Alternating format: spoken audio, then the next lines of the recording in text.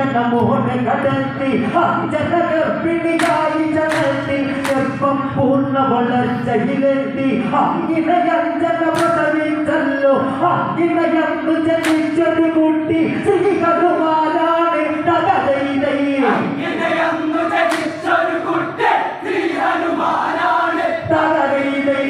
രാമായണത്തിലെ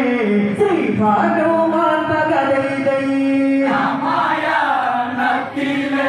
ശ്രീ ഹനുമാൻ തകതൈതൈ രാമായണത്തിലെ ശ്രീ ഹനുമാൻ തകതൈതൈ രാമായണത്തിലെ